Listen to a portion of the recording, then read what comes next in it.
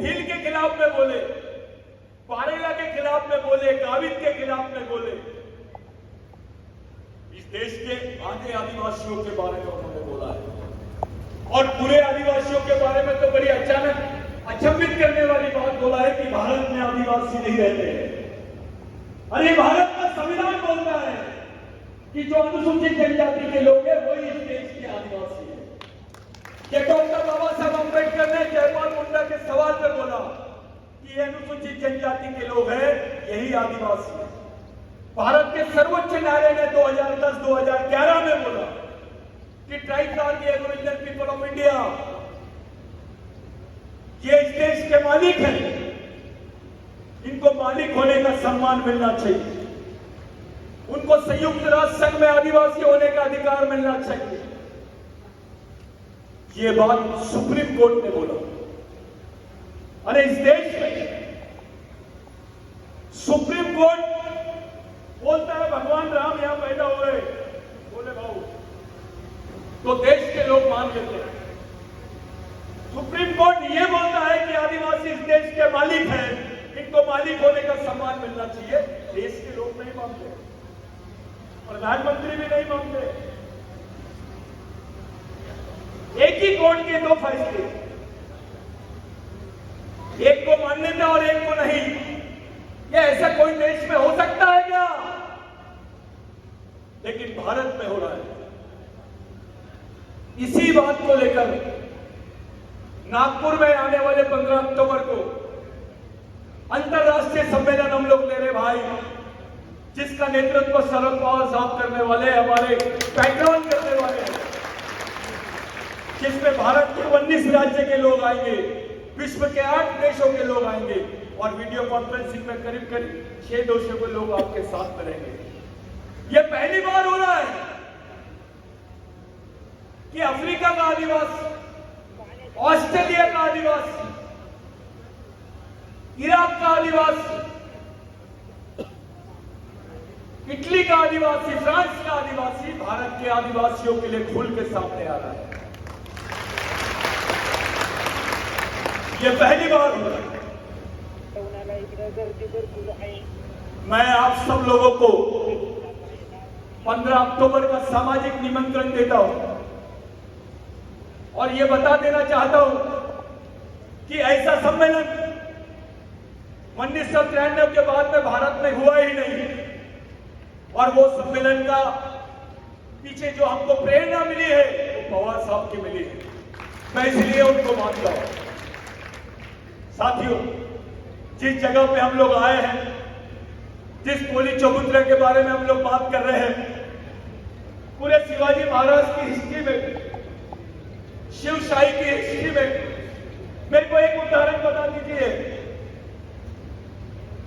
कि 150 आदिवासियों को खुलेआम कत्लेआम किया गया। बोले बाबू, 150 आदिवासियों को खुलेआम मारा गया, उनकी गर्दनें काटी गई और उस चबूतरे पे ले जाके रखा गया। जब वहां से आदिवासी हटे तो सत्ता मुगलों की आना चाहिए था, लेकिन वहां पर पूरा साम्राज्य पेशवाइयों का कैसे हुआ? कैसे हुआ? किसने मारा आदिवासी को? क्यों मारा गया? ऐसी हत्या शिवाजी महाराज और संभाजी महाराज के मानने वालों को पहली बार हुई है इतिहास में। ऐसा क्या था कि आदिवासी को ही मारा गया? इस बात पे कोई बात नहीं करता। शिवाजी महाराज पर जो हिस्ट्री बनाई गई है उसमें से आदिवासी बाहर है। किला आदिवासियों का, लोग आदिवासी, उसके सैनिक आदिवासी और राजा शिवाजी। ये उदाहरण आपको देश में कहीं देखने नहीं मिलता। अब यहां का हिस्ट्री निकालिए। जो शिवाजी महाराज की किसान सेना थी वो आदिवासियों की सेना। जो शिवाजी महाराज के कार्यकाल में फारसी में वो जो चलता था, यानी आपका पूरा शासन का काम चलता था, संभाजी महाराज और यहाँ के महादोपुरी आदिवासी, वारली आदिवासी, ठाकर आदिवासियों ने एक सजेशन प्रस्ताव पास किया शिवाजी महाराज के सामने कि जो राज्य की भाषा है वो प्राकृत होनी चाहिए। और जब प्राकृत भाषा आई तो पूरे राज्य के लोग शिवाजी महाराज के साथ में खड़े हुए। शिवाजी महाराज ने संस्कृत भाषा की बात नहीं की, प्राकृत भाषा की बात की थी। संस्कृत और प्राकृत में फर्क है। और जिसको मराठी बोला जाता है, ये मावली भाषा है, ये आदिवासी भाषा है, ये स्टेट की सबसे बड़ी भाषा है, जिसको स्टेट का रिकॉग्निशन होना चाहिए, लेकिन इसको एबोरिजिनल लैंग्वेज के रूप में भी रिकॉग्निशन होना चाहिए। यहाँ के मराठा भाई को पता चलना चाहिए वो किसका वंशज है, यहाँ के बहुजन भाई को मालूम होना चाहिए वो किसका वंशज है, यहाँ के दलित भाई को मालूम होना चाहिए वो किसका वंशज है, यहाँ के क्रिश्चियन को, यहाँ के मुस्लिम भाई को, यहाँ के सिख भाई को मालूम होना चाहिए वो किसका वंशज है। ये वनवासी का कार्यक्रम बहुत अलग है। जिस दिन आदिवासी वनवासी हो जाएगा, यहाँ का मराठा, यहाँ का ओबीसी, यहाँ का दलित, यहाँ का अल्पसंख्यक स्वर्गवासी हो जाएगा। आपकी कल्चरल हिस्ट्री खत्म हो जाएगी, आपको कोई नहीं पहचानेगा। आज जो अमेरिका का आदिवासी आपके साथ खड़ा होना चाहता है, वो केवल एक आदिवासी नहीं, यहाँ के मूलवासियों के साथ में खड़ा होना चाहता है। हम हिंदू धर्म के खिलाफ में नहीं है। आप हिंदू संस्कृति की बात करते हैं, हम हिंदू संस्कृति की बात करते हैं। अरे जो पहले है, शिवाजी महाराज ने हर हर महादेव क्यों बोला? उस वक्त दूसरे भगवान का प्रचार नहीं चल रहा था क्या? महादेव क्यों बोला? आपको समझ में आना चाहिए, ये महादेव बोली, हर हर महादेव, क्या संबंध था उसका? हड़प्पा मोहनजोदाड़ो की जो संस्कृति थी, उसकी भाषा प्राकृत थी। अभी तक के संस्कृत भाषा में मोहनजोदाड़ो हड़प्पा की जो लिपि है उसको पढ़ नहीं पाए, लेकिन मैं मराठी मावली भाषा में पढ़ सकता हूं। उसमें भगत का रिसर्च है। मैं गोंडी भाषा में पढ़ के बताता हूं आपको, महादेव गोंडी अपनी भाषा में, भिल्ली भाषा में पढ़ के बताता हूं, कोरकू भाषा में पढ़ के बताता हूं आपको, वारली भाषा में, ठाकर भाषा में पढ़ के बता सकते हैं। हम चैलेंज करते हैं। ऐसी क्या बात है कि 1993 में गवर्नमेंट बनी और इन्होंने प्रस्ताव भेज दिया कि भारत में आदिवासी नहीं रहते हैं। भारत में आदिवासी नहीं रहते का मतलब यह होता है भोले भाऊ कि भारत में आदिवासी वंशज नहीं रहते हैं। आप भी नहीं रहते हैं। अगर आप हिंदू हैं तो रहते हैं, लेकिन जिस दिन आप बोलेंगे मैं मराठा हूं, मैं ओबीसी हूं, मैं आदिवासियों का वंशज हूं, उस दिन आप भी नहीं हैं। जिस दिन आदिवासी वनवासी, उस दिन बाकी सब स्वर्गवासी। ये सच्चाई है। जो शिवाजी महाराज की किसान सेना थी, वो मावलों की सेना जो थी वो आदिवासी सेना थी। सच्चाई है। शिवाजी महाराज को बचाने वाले लोग, उनको मालूम था कि अब हम मरने वाले हैं, बावजूद उसके बचाने के लिए शिवा नाई नाम का व्यक्ति जाता है। वो शिवा नाई नहीं था, सलून वाला नाई नहीं था, वो आदिवासी वारली समाज का नाई था, जिसकी हिस्ट्री अभी मिलती है। आप कल्याण में जाइए,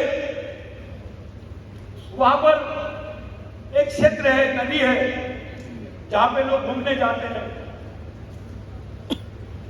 पड़गा करके क्षेत्र है। उस पड़गा क्षेत्र में शिवा नाई का आज भी अवशेष मिलता है।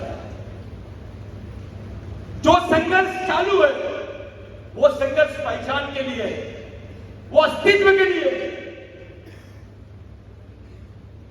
आदिवासियों, ओबीसी, मराठाओं, दलितों को, अल्पसंख्यकों को आज इतना सीनियर मोस्ट नेता मिल सकता है। आपके पास में शरद पवार साहब का कोई अल्टरनेट होगा तो दे दीजिए। हम ऐसा कोई व्यक्ति हो जिनके पास में इतना अनुभव है, ऐसा कोई डॉक्टर है आपके पास में पवार साहब जैसा, जिनको समाज की बारीकी मालूम है। इसके बाद क्या है आपके पास? हमारे पास क्या है? आदिवासियों ने किसकी तरफ देखना चाहिए? हमारे जनरेशन के लिए आखिरी लीडर है हमारे, और पहले भी लीडर वही है। कौन पवार साहब के साथ में खड़ा है, कौन नहीं है, हम इसकी परवाह नहीं करते। लेकिन ये सच है, पूरे देश के आदिवासी आज पवार साहब के साथ हैं। साथियों, ये जो मूवमेंट है, ये जो मिशन है, इसको बदनाम करने का भी षड्यंत्र चल रहा है। आप मुस्लिम को आतंकवादी बोल दीजिए, आपको गोली मारने का अधिकार मिल जाता है। आप आदिवासियों को नक्सलवादी बोल दीजिए, वत्स पाटिल साहब, उसको गोली मारने का अधिकार मिलता है। यानी केवल लेबल लगा देते हैं। किसी भी आदिवासी को गढ़चिरौली के उसको बता दिए बस्तर के आदिवासी यानी नक्सलवादी। एक षड्यंत्र चल रहा है इस देश में आदिवासियों को नक्सलवादी बनाने का।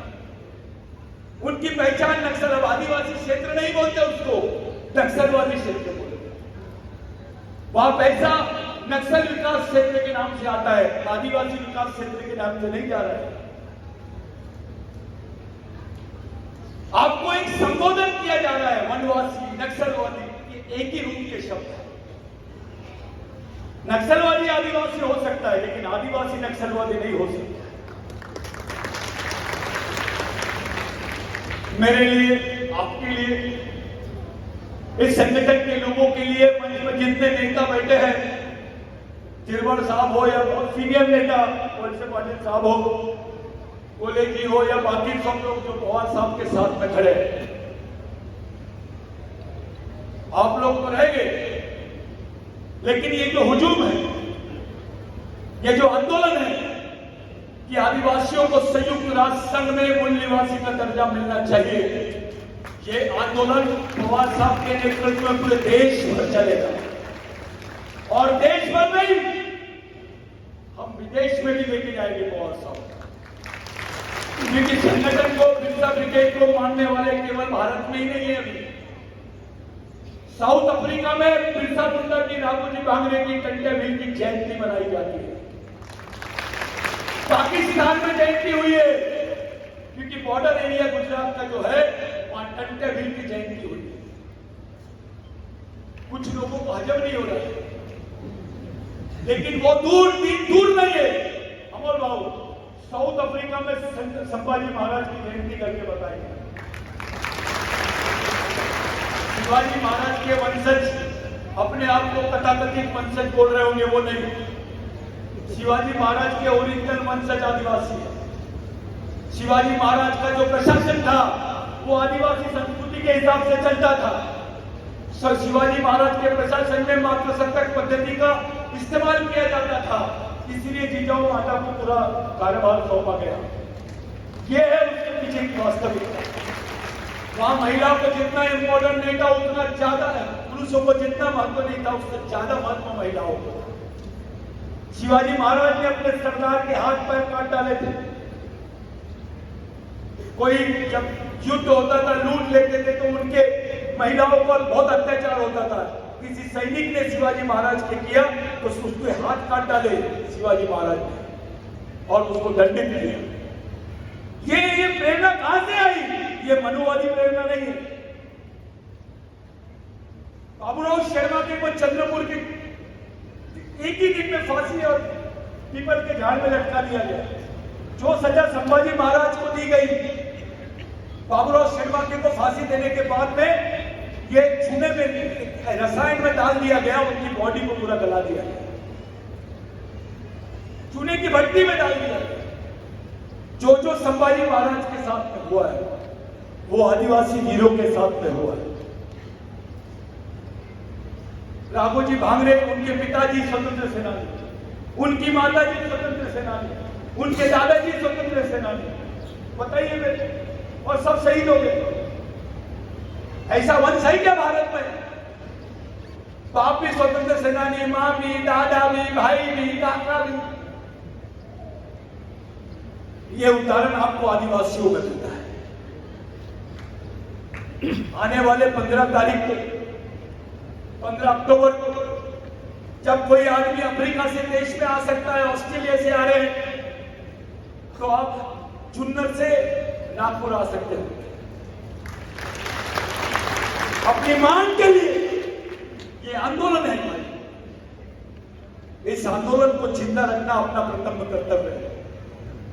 जो नेतागण है, आमदार है, विधायक है, मैं उनको भी खुलेआम सामाजिक निमंत्रण देता हूं इस इंटरनेशनल गैदरिंग का हिस्सा बने। साथों साथ एक गलतफहमी निकाल लीजिए कि आदिवासियों में जो बिरसा ब्रिगेड चलता है नक्सलवादी संगठन है। थोड़ी और गलतफहमी पाल लीजिए, नक्सलवादियों से भी ज्यादा डेंजर संगठन है। नक्सलवादी सिर्फ बंदूक उठाते हैं, उनके पास तो AK-47, उनके पास बम है, हमारे पास पवार साहब है। इससे बड़ा बम है क्या भारत में? इससे बड़ी मशीन है भारत में? ये तो भारत की पॉलिटिकल ऑक्सफोर्ड मशीन है। ये ब्रेन है आदिवासियों के पास में आज, ये ब्रेन आदिवासियों के लिए काम कर रहा है, ये लीडरशिप आदिवासियों के पास में है। इसलिए साथियों, राष्ट्रीय नहीं अंतरराष्ट्रीय स्तर तक की बात कर रहे हैं। हम दलित भाई को आह्वान करते हैं कि आ जाओ इस आंदोलन का हिस्सा बनो। हम OBC भाई को आह्वान करते हैं, आ जाओ इस आंदोलन का हिस्सा बनो। हम मुस्लिम भाइयों का आह्वान करते हैं, आओ इस आंदोलन का हिस्सा बनो। क्रिश्चियन भाइयों को, सिख भाइयों को भी आह्वान करते हैं, इस आंदोलन का हिस्सा बनो।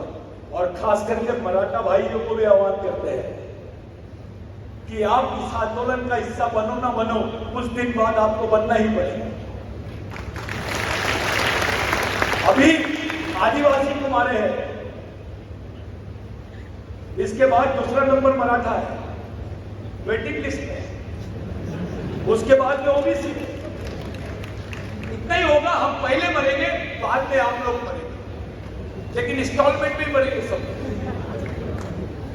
इसलिए सब लोगों के लिए पर्याय है हमारे पास अच्छी लीडरशिप, अच्छा प्लेटफॉर्म है, अच्छी सोच है, विजन है, दृष्टिकोण है हमारे पास। इस मिशन को सफल बनाने के लिए बच्चे को तैयार करो, गांव में कैडर तैयार करो, गांव में शाखाएं बनाओ, महिलाएं, पुरुष, विद्यार्थी, इनकी विंग्स बनाओ, अपना पैसा दो ईमानदारी से समाज के लिए, मिशन के लिए ईमानदारी से। ये लड़के जो फुल टाइमर है, ये भूखे प्यासे रहते हैं, कभी कभी इनके पास पेट्रोल के पैसे नहीं रहते। ऐसे कई बच्चे तो एक महीना 2 महीना अपने घर नहीं जाते। इनको मदद करो, इनको खाना खिलाओ। जो कर्मचारी लोग हैं वो लोगों ने इनको मदद करना चाहिए। आपका मेहनत का थोड़ा पैसा मिशन के लिए जाना चाहिए। ये आपकी अपनी नहीं, अपने आने वाली लड़ाई है, अपने आने वाली पीढ़ी की लड़ाई है। ये हमारी आखिरी पीढ़ी द्वारा लड़ी जाने वाली, आखिरी पीढ़ी को बचाने वाली आखिरी लड़ाई है। ये बात आपको ध्यान में रखना। यहाँ पे लड़ाई के मैदान में कोई नेता नहीं रहता, कोई अधिकारी नहीं रहता, सब समान होते हैं, सब सैनिक होते हैं। बिरसा मुंडा ने बोला था कि मिशन में, आंदोलन में आदमी बूढ़ा भी नहीं होता है और मरता भी नहीं है। राघोजी बांगड़े ने भी यही बोला, छत्रपति संभाजी महाराज ने भी यही बोला, क्योंकि संभाजी महाराज के साथ में मरने वालों की जो उम्र थी 83 साल, 76 साल, ये उम्र के लोग संभाजी महाराज के साथ में मरे, वो आदिवासी थे। एक आंदोलन की जरूरत है, ये हम सब लोगों के लिए इशारा है। मैं ज्यादा समय नहीं लेता हूं क्योंकि हमारे बीच में पवार साहब आने वाले हैं। एक आप लोग आए, आप लोगों ने इसको संयुक्त रूप से कितना अच्छा कार्यक्रम किया। किसी ने कलेक्शन नहीं किया होगा, ईमानदारी से कलेक्शन देना। कोई किताबें नहीं खरीदा होगा, ईमानदारी से किताबें खरीदना। पढ़ने की, लिखने की और लड़ने की आदत डालो। जो बच्चों ने मेरे पास कविता दिए थे, माफ करना मैं नहीं पढ़ पा रहा हूं भाई, कुछ कारण है, लेकिन मैं अपनी मैगजीन में इसको जरूर छपवाऊंगा, आपको भेजूंगा। जितने आयोजक लोग हैं जिनको बहुत तकलीफ होती है, अधिकारियों से, कर्मचारियों से विनती है, दिल खोल के काम करो, मेहनत करो, उनको पैसा भी दो, तन मन धन से सहयोग करो, ज्यादा घमंड मत करो। मैं अधिकारी हूं, मैं अध्यक्ष हूं, मैं सचिव हूं, अपने घर में रख के आओ। समाज के सामने सब समान होते। यहां आप देखते हैं ज्यादा जैसा अधिकारी, बहुत सारे कर्मचारी अधिकारी है, यहाँ पे शतरंजी उठाते, बच्चों को पानी पिलाने जाते हैं, जो आईएएस रैंक के ऑफिसर से। यहां शर्म मत करो मिशन में काम करते वक्त, यह पवित्र काम है। आप लोगों से विनती है, पूरी ईमानदारी के साथ हम लोग शांत चित्त से पवार साहब को सुनेंगे। मैं यही आप लोगों से विनती करता हूं, और 15 तारीख के लिए सबको मैं सचेत करता हूं, सामाजिक आमंत्रण देता हूं। जय बिरसा, जय राघव जी, जय टंडिया, जय आदिवासी। धन्यवाद दादा।